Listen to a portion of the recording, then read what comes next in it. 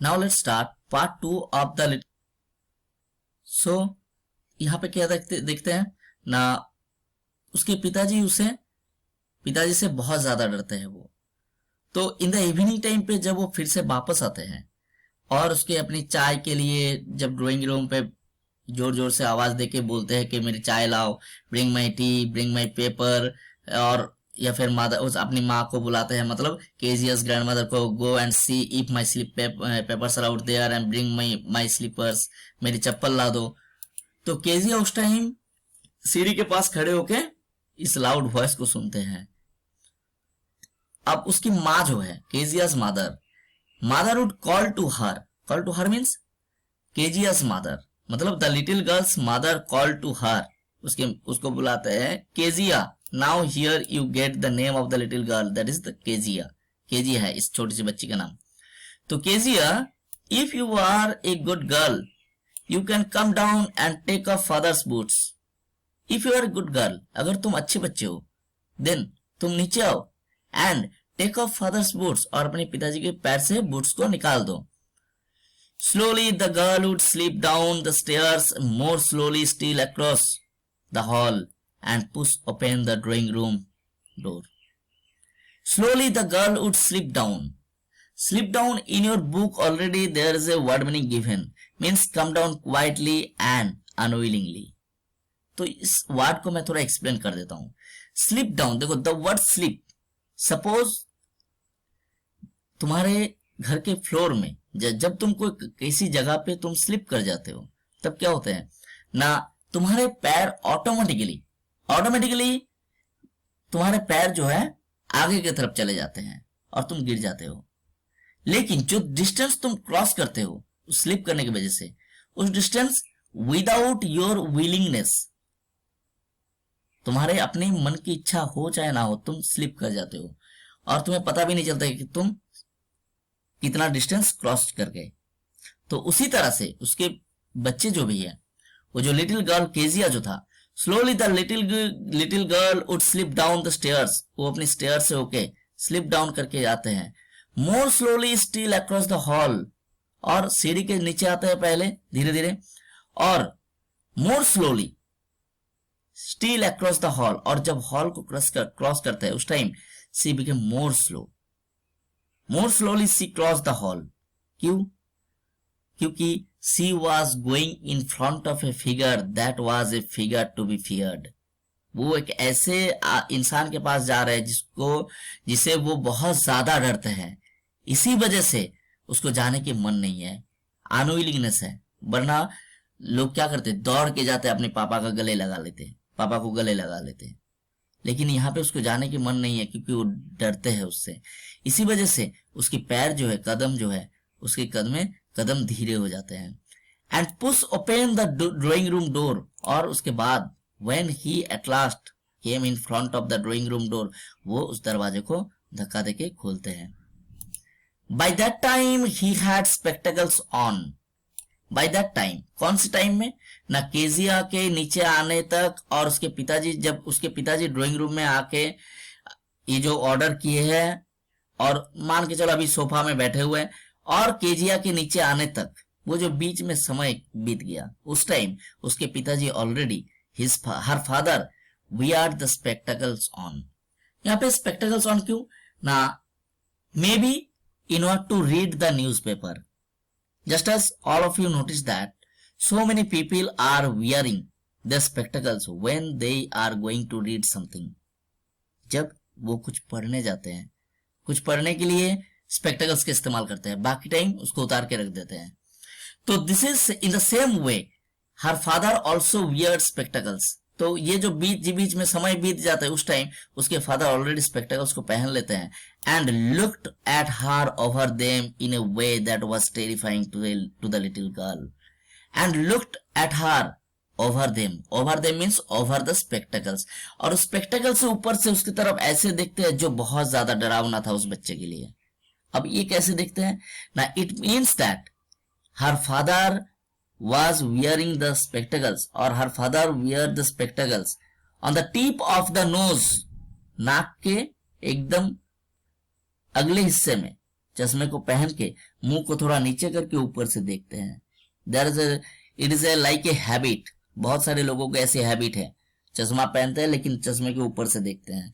तो it was a terrifying to the little girl. उस छोटी सी बच्चे के लिए ये picture, the picture of her father by looking over the spectacles, उस स्पेक्टेकल से ऊपर से देखना, ये बहुत ज्यादा डरावना था। तो now her father said, well Kezia, hurry up and pull up this boots and take them outside. Have you been a good girl today? अब उसके पिताजी कहते हैं, केजिया जल्दी आओ, and pull up this boots, और जल्दी से ये बूट्स निकालो, एंड टेक देम आउटसाइड, और इसको बाहर ले जाओ। Have you been a good girl today? क्या तुम आज पूरा दिन एक अच्छे बच्चे बन के रहे हो? Have you been a good girl today? So here one thing you must find out, that is the odd, कि एक पिता अपने बच्चे को बोल रहे आओ मेरे पैर से बूट्स निकाल के बाहर रखो। हो सकता है this is little bit odd for us, look it's sounds odd, सुनने में थोड़ा अजीब लग रहे हैं, लेकिन किसी किसी के घर में तो हो भी सकता है ऐसा कि वो अपने बच्चों को ऐसा कहते होंगे, भले ही हम सब ना कहते हैं। तो उसके बाद पूछते हैं, have you been a good girl today? जैसे तुम सबको पूछते हैं कि आज पूरा दिन आज तुम अच्छे बच्चे की तरह बन के रहे हो ना, मतलब have you not done any mischievous activities today?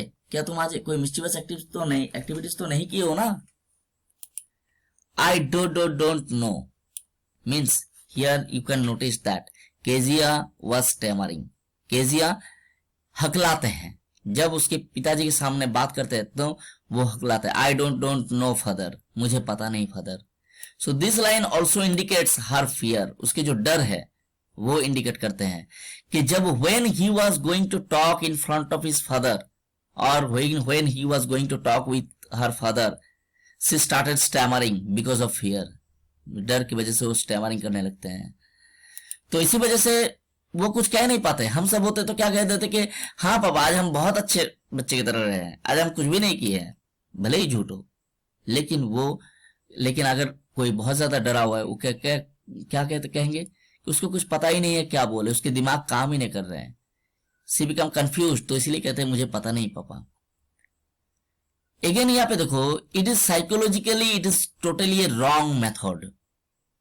What Kezia's father said here, you don't know. अच्छा, मतलब in the same way her father was imitating Kezia. Kezia के पिताजी उसको इमिटेट करके कहते हैं अच्छा यू डोंट नो, तुम्हें नहीं पता। If you starter like that, अगर तुम इसी तरह से हकलाते रहोगे, if you stammering like that, mother will have to take you to the doctor. तुम्हारे मम्मी को means your mother, मतलब केजियस मदर, उसकी दादी माँ नहीं, केजियस मदर को, तुम्हारी मम्मी को तुम्हें डॉक्टर के पास ले जाना पड़ेगा। किस लिए ना, in order to treat, in order to cure your stammering problem, तुम्हारी स्टैमरिंग प्रॉब्लम को क्योर करने के लिए डॉक्टर दिखाना पड़ेगा। अब here the narrator describe something, narrator यहाँ पे कुछ कह रहे हैं हम सबको। She never started with other people, she never started with other people, Kezia never started with other people. Kezia कभी भी जब दूसरे लोगों से बात करते हैं कभी स्टार्टर नहीं करते हैं, मीन्स वो कभी हकलाते नहीं है। had quite given it up, given it up means she had left the habit of stammering before, वो पहले ही स्टैमरिंग की जो हैबिट है वो छोड़ चुके हैं। But only with father, but she could not do except stammering in front of her father, लेकिन वो किसी तरह से अपने आप को स्टैमरिंग करने से रोक नहीं पाते हैं अपने पिताजी के सामने। मतलब वो भले ही कितना भी कोशिश करे लेकिन वो स्टैमरिंग कर जाते हैं अपने पिताजी के सामने, जब बात करते हैं वो हकला जाते हैं। क्यों? उसके पीछे एक रीजन है, because then she was trying so hard to say the words properly. क्योंकि उस टाइम, मतलब कौन से टाइम में, देन मतलब कौन से टाइम में यहाँ पे ना, when she was talking with her father, जब वो अपने पिताजी से बात करते हैं तब उस टाइम क्या करते हैं, she was trying so hard to say the words properly, मतलब she was trying to talk in a proper way, in a perfect way, वो बहुत ज्यादा कोशिश करते हैं एकदम अच्छी तरह से बात करने के लिए, और ये बहुत ज्यादा कोशिश करने की वजह से वो ज्यादा हकला जाते हैं। तो यहाँ पे थोड़ा मैं एक एग्जांपल्स दे रहा हूँ। Suppose you have given the charge to deliver a speech in front of all the students during your assembly time, और अगर तुम उस टाइम अगर इसको नॉर्मल तरीके से लो कि एक स्पीच डिलीवर करना है, कर देंगे। तुम अपने रूम पे अपने दोस्तों के सामने तुम बहुत अच्छी तरह से स्पीच डिलीवर करते हो, लेकिन सारे बच्चों के सामने जब स्टेज में परफॉर्म करते हो, that time if you try to make it too much perfect, बहुत ज्यादा परफेक्ट करने जाओगे तो क्या होगा, उसी परफेक्ट करने जाने की वजह से तुम बहुत सारा मिस्टेक कर बैठोगे, क्योंकि तुम अंदर से डरे हुए हो। तुम्हें यह डर है कि कहीं तुम मिस्टेक तो नहीं कर रहे हो, उसी वजह से तुम बहुत ज्यादा मिस्टेक कर जाओगे। तो हर वक्त हर चीज को सिंपल तरीके से लो, बस तुम्हें कहना है, तुम्हें डरना नहीं है। तुम बस जो ordinary, at first you thought that no one listening to you, कोई तुम्हें नहीं पूछ रहे हैं, कोई तुम्हें सवाल नहीं करेंगे, कोई तुम्हें कुछ नहीं कहेंगे, तुम अपना स्पीच डिलीवर करो, देखो तुम ऑटोमेटिकली डिलीवर कर दोगे। तुम उसको बहुत ज्यादा परफेक्ट बनाने की कोशिश मत करो। तो उसी तरह से Kezia, that's why Kezia started all the time in front of her father, इसी वजह से वो अपने पिताजी के सामने हकला जाते हैं। Now said what's the matter, what are you looking so wretched about.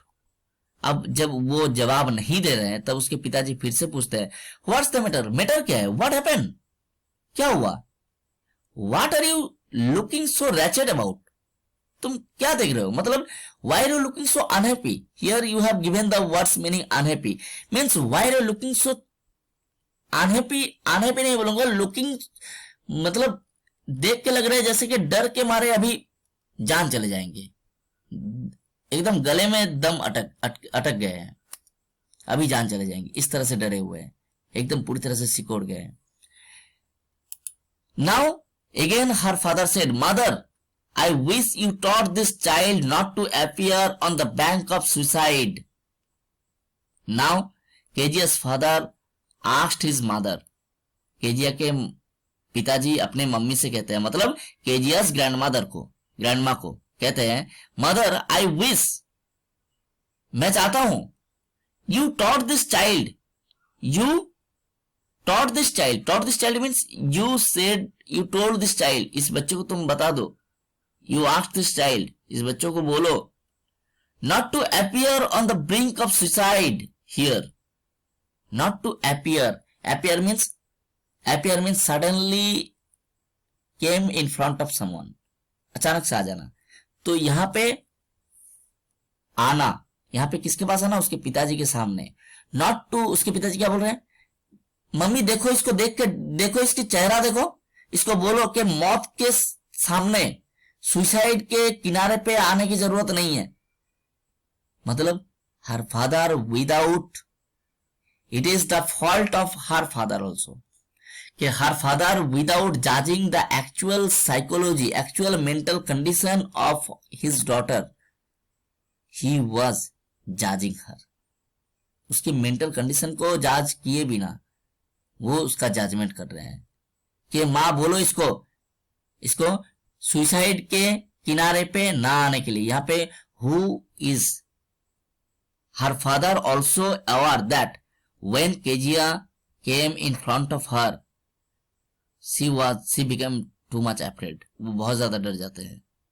तो यहाँ पे brink of suicide means suicide, अगर सुसाइड एक किनारा, एक नदी है तो उसका किनारा है, मतलब किनारे पे आके खड़े होना, जैसे एक कदम आगे बढ़ा है तो सुसाइड कॉन्फर्म है।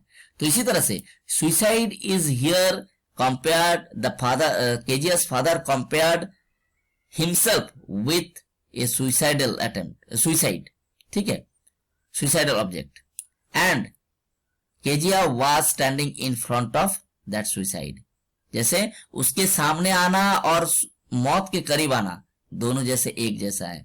तो इसीलिए वो कह रहे हैं माँ इसको बोलो, इस बच्चे को, कि इसको मौत के किनारे पे आके खड़े होने की जरूरत नहीं है। जैसे देख क्यों कह रही है ना, उसके पिताजी को लग रहा है कि ऐसे लग रहा है कि ये बच्चा मेरे सामने आके दम घुट देगा, अभी इतना ज्यादा डरा हुआ है।